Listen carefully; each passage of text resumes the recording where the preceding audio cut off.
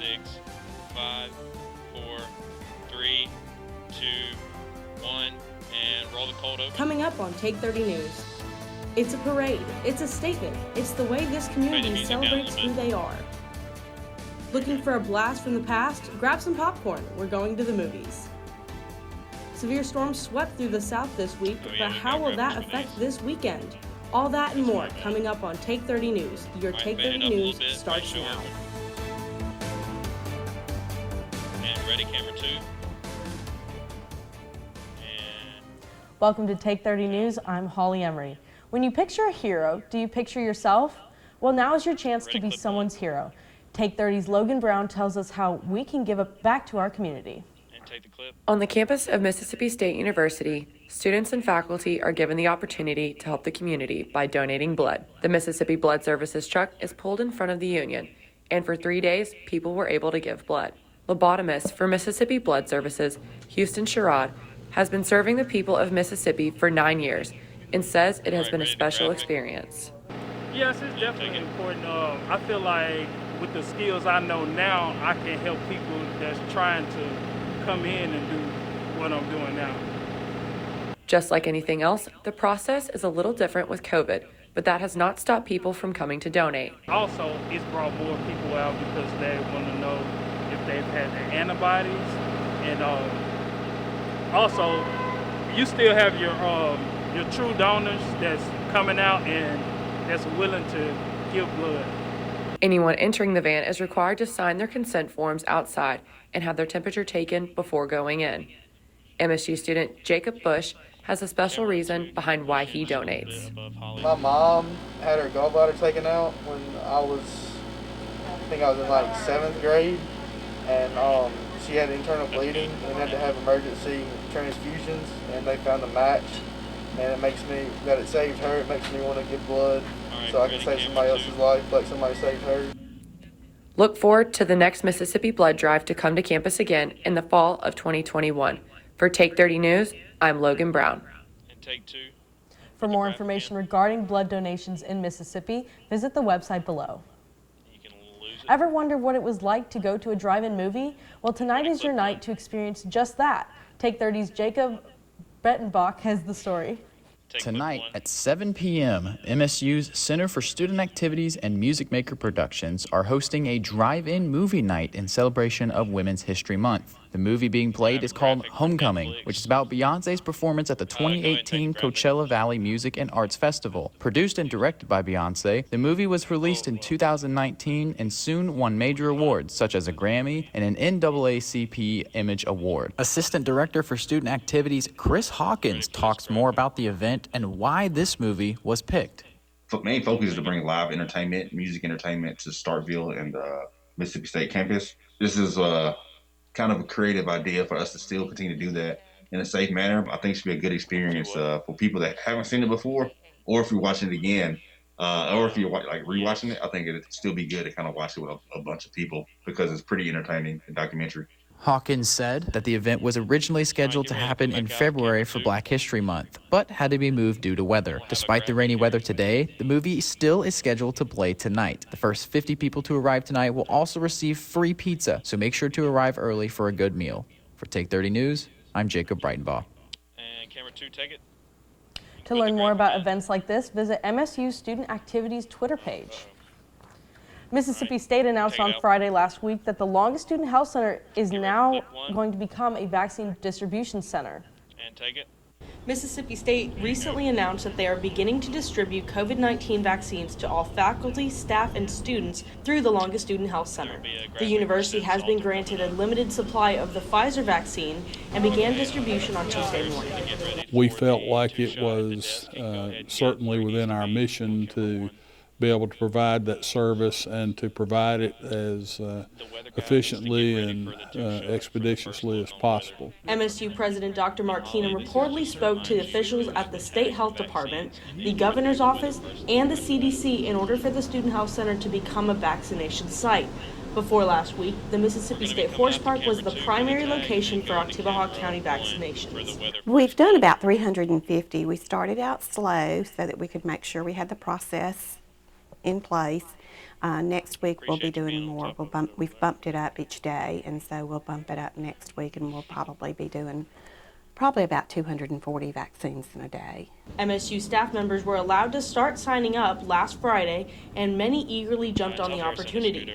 Having our own health center on campus, it makes sense. Why wouldn't they vaccinate their people? Staff and administration are hoping that the vaccine being offered on campus will convince students to get vaccinated as well.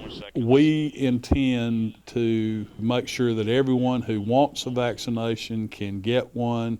The Student Health Center has set up tents in East Commuter parking lot in order to handle all appointments safely and efficiently. It's so easy and simple here. I'm going back to the health center. It's convenient. It's right across the street. Take 2. For more information on getting vaccinated on campus, visit the link at the bottom of the screen. All right, take 3. Harrison Nix joins us this evening for the first look at the weather.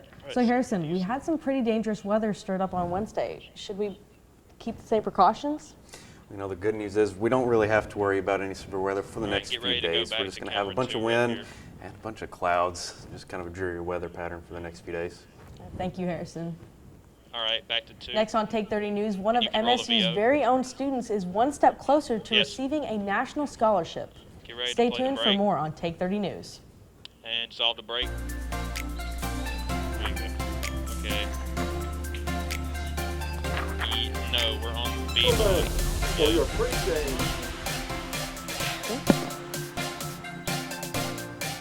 So 1 minute break, so ready.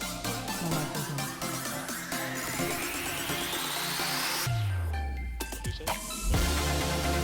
Hey, make sure you Yeah. All right. The department. 30 seconds.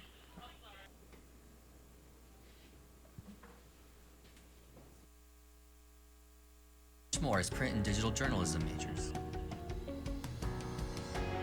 Mississippi State University offers a variety of organizations, such as the Reflector. Yeah, make sure not to forget about the little show. To learn more about print and digital journalism, go to the Department of Communication website. This thing? All right, take it. She's muted. Truman Scholar.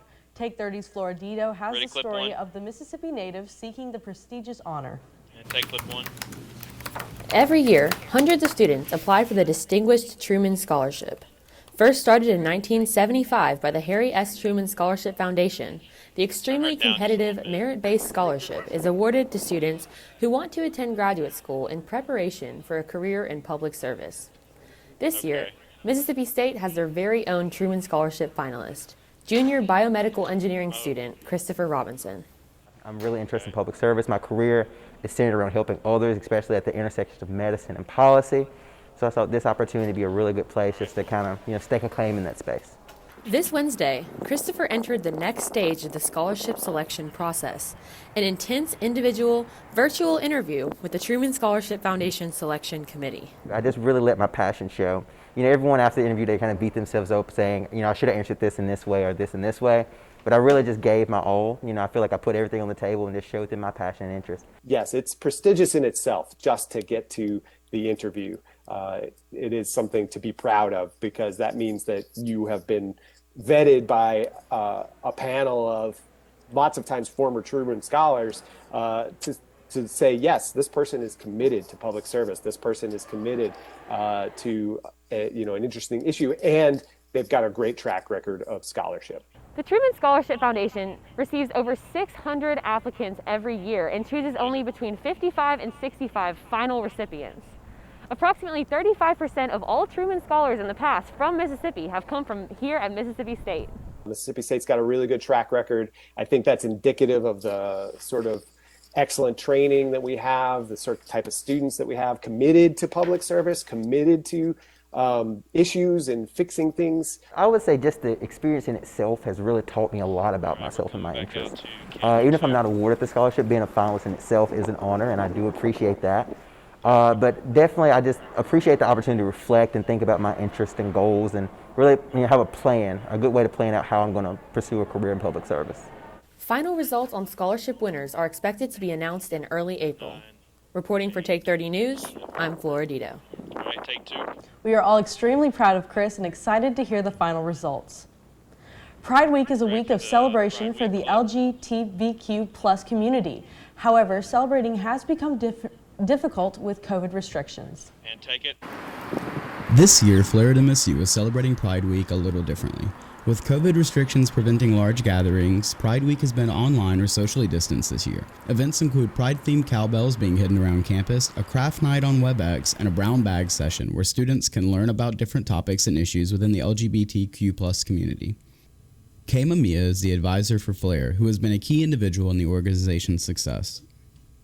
All the ideas come from them, but I try to assist them like how to put those ideas into actual events or programs that they're doing. Due to COVID making regular Pride activities more difficult, students from Flair and on campus had to look elsewhere for their Pride activities this year. But they still wanted to do something virtually or something like that. It's not requiring physical interactions, so with the safety guidance. One of the virtual events is a brown bag meeting with Flair and the College Democrats. And actually tomorrow, Flair is doing a conversation dialogue program with College Democrats. It's just kind of like a more educational program for their members, but also anybody who wants to be part of that event to learn about different topics, issues within the LGBTQ plus community, and just kind of engaging in conversation and then share perspectives with other students. The brown bag discussion is being held on WebEx tonight at 6 o'clock. For more information on Flair, you can visit flairmsu.com. Nathaniel South reporting for Take 30 News. The brown bag discussion is the last event of the week. It starts tonight at 6 p.m. via WebEx. An MSU student has taken his passion for design and fashion to another level, all the while keeping up with his studies. Eli Thurman is not your typical business owner. Yes, sir. Look at me. He started his own clothing brand while still in college. Yeah, it has actually been a pretty big struggle. Whole Heart Clothing is a brand with a special meaning. The Whole Heart mission statement for the brand is to love others and love what you do with your whole heart. That doesn't mean that he doesn't have fun with it. Does that look official? Eli does everything from design to production right here in his apartment. And then we're going to go back out to camera 1 again. He creates. After this, so we'll he prints. Our tag for this. He cuts. She'll read the Whole Heart tag. And he presses. Using what I can, using the place that I have. Time is Eli's biggest problem. It's pretty much just finding time. It's all about really prioritizing school first and then just finding time throughout the day. If I have an order, just doing it when I can and then moving from there. Whole Heart Clothing is set up to be a big hit, and Eli loves creating his own style of clothing. Yeah, that's been a little fun thing to try and figure out. Even though Eli isn't a traditional business owner, he seems to know what he's doing. So make it good. And ready, camera 2. I'm kidding. I'm Matt Warren with Take 30 News. And take 2. For more information on Wholehearted Clothing, follow at Wholehearted Clothing on Instagram. And take 1. Harrison, we saw temperatures drop over the week, and should we be expecting more chilly winds? Well, those winds are going to stay with us for the entirety of the weekend, and those chilly temperatures are too. It's going to be a pretty mild weekend. More weather updates coming up on Take 30 News. As concern grows over the declining health of the world's oceans, veterinary students at Mississippi State are learning how to rescue and rehabilitate vulnerable marine animals. Through a unique partnership between the College of Veterinary Medicine and the Institute of Marine Mammal Studies in Gulfport, Mississippi, students are experiencing the chance of a lifetime. Real-time research of this fragile ecosystem prepares students for a future in providing care for sick and stranded dolphins, turtles, sea lions, and other marine species. At the same time, MSU's advanced diagnostic technology is helping innovate for solutions while improving treatment and outcomes. Not only are the waters of the Gulf Coast opening new worlds of discovery for Mississippi State veterinary students, they are much safer now, thanks to this game-changing partnership that's improving life for literally hundreds of aquatic animals. Imagining the built environment of tomorrow is a collaborative dream at the College of Architecture, Art, and Design at Mississippi State University. Learning is experienced in a studio environment that brings architecture, interior design, and building construction students together to solve 21st century challenges. One of only 2 such programs in the country, MSU's curriculum creates a 360-degree approach, an opportunity for learning how to work together in the real world, and encourages creativity and cooperation for resolving tomorrow's issues, such as housing for continued population growth, work and life environments for expanding urban lifestyles, and accommodating industrial and technology shifts. Working together gives students a better understanding of the intersection of design and construction, and allows for the kind of creative thinking and practical application that leads to a better future for all. Roll the show open. We need, and take camera 3. Those clouds are hanging around all across northeast Mississippi, including here in Starkville. Looking out the back of Hillman Hall, you can notice these clouds, especially back towards our north and east, where Tupelo's seeing a little bit thicker of the cloud cover. 50 degrees currently in Starkville. Notice this north-northwest wind at 7 miles per hour.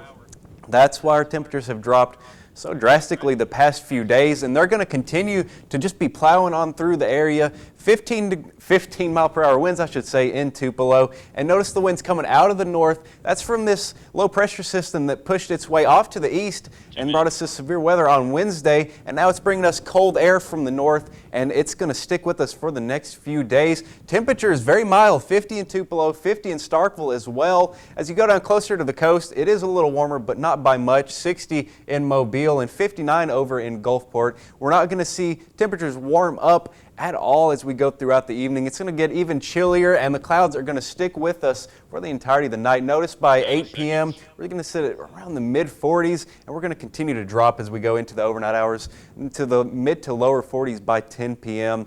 Tomorrow we warm up just a little bit, but it's still going to be a mild and chilly day. 61 degrees. Clouds will stay with us for the morning hours, but I expect us to break up those clouds a little bit as we go into the afternoon hours and see a little bit more sunshine, but we'll remain windy and will remain chilly as well. Those winds will start to shift out of the east instead of the north, but it's not going to help our temperatures too much at all. Notice 6 p.m. on your Friday, those clouds are going to be sticking with us, and it's going to be the story for the next few days. Notice at 10 p.m. not much has changed at all. We're just going to be kind of stuck under the clouds, and that's really been the story the past few days. With the winds out of the east, we could see a few showers move in from Alabama, which is a little different from what we're used to. Notice these are going to be moving from east to west, and it's going to bring just a few spotty showers. I don't expect it to be a washout by any means, but something to keep in mind. Saturday, 6 a.m., those clouds are still with us. The good news is, by the afternoon hours,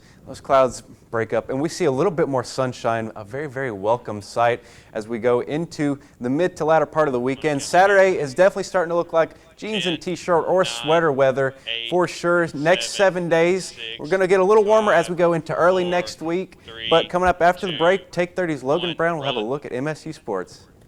And dissolve the break. Okay, music up. Oh. Alright, let's get Logan framed up. Alright. For your pre-game.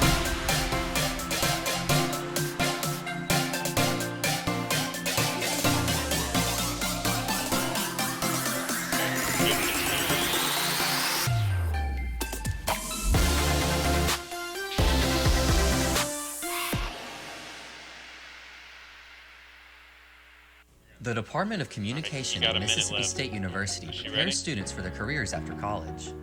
Students can be active in researching, writing, photography, and much more as print and digital journalism majors. Mississippi State University offers a variety of organizations such as the Reflector. Alright, get ready for the baseball VO. 10 seconds. To learn more about print and digital journalism, go to the Department of Communication website. Yes, I'll give it to you. Sorry, this break is weird. Wait, we got 20 seconds.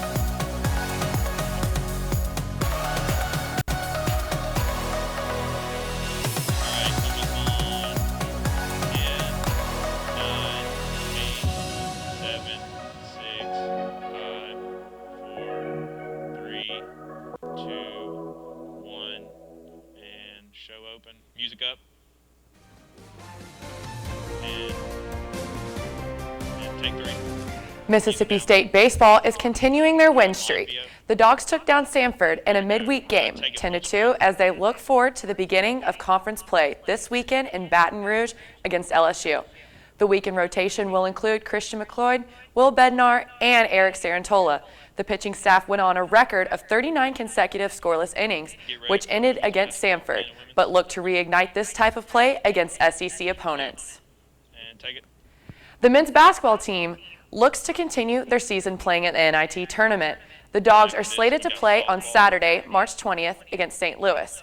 Women's basketball were not as lucky this year. It is the first time since 2014 that they haven't made the big dance. All for Alex will begin today as all 13 teams in the SEC will wear teal in honor of Hale State softball's Alex Wilcox, who died fighting against ovarian cancer. Hale State softball began SEC play against Ole Miss last week and suffered a 3-0 loss of the series. The Dogs will host Florida this weekend at Nuss Park. All right, take it full screen. Spring football began this week as well. This is the first spring under head coach Mike Leach, and the Dogs are looking to build on the young talent from last fall and newcomers to build up the program. Hale State volleyball will host Misun next week on the 24th and 25th at Newell Grissom. They will also play a make-it game against Georgia the following week to close out the 2020 season. All right, go to camera 3.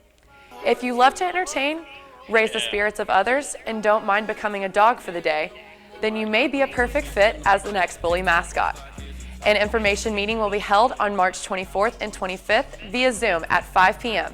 You can also receive more information by emailing Bully at the email below. Full screen. After the break, Take 30's Taylor Vollin has details about his social media platform's new steps towards protecting teens from cyber stalkers.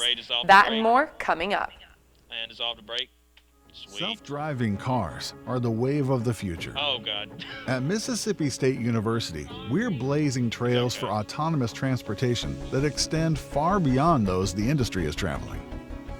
While most innovators are focused on urban applications, MSU researchers are busy producing the world's first all-electric autonomous SUV for on- and off-road driving.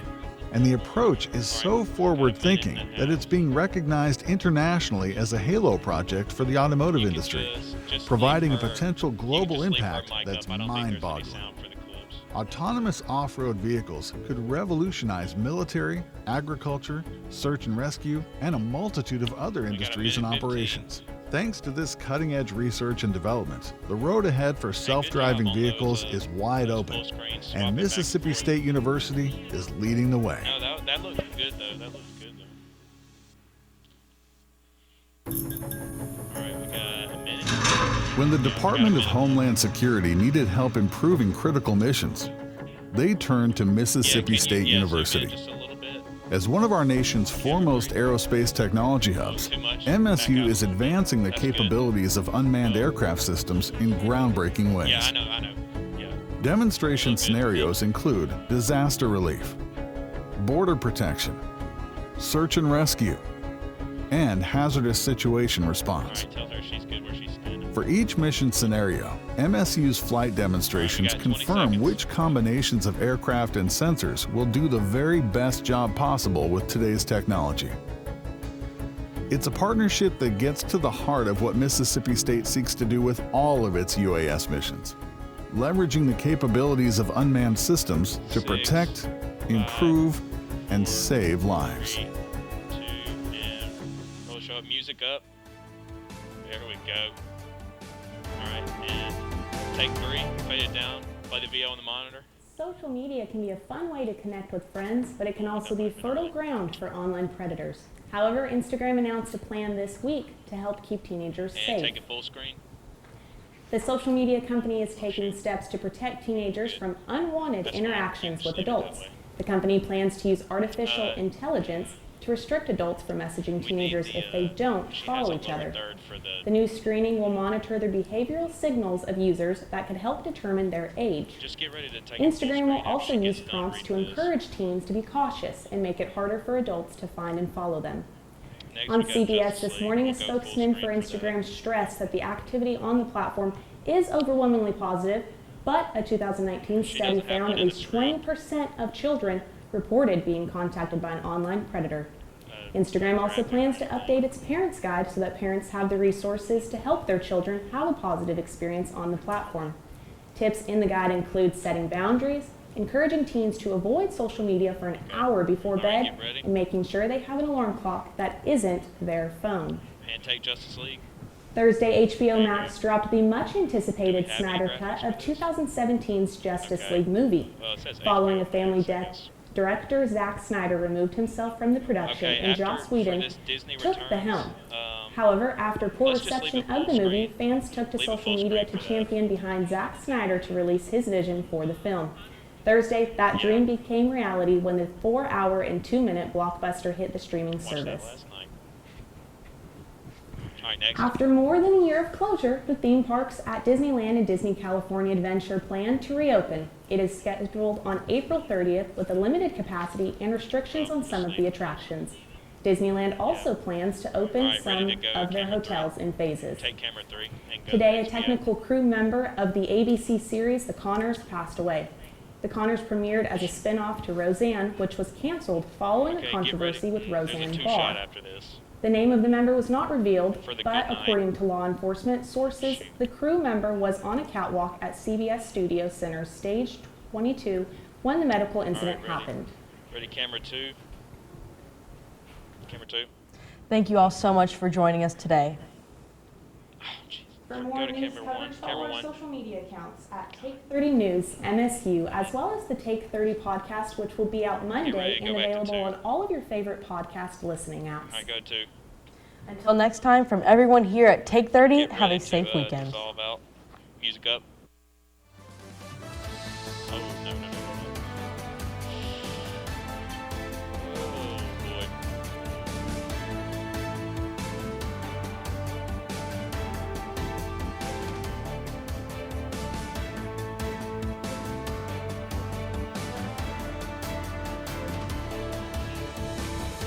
Hey, both of y'all.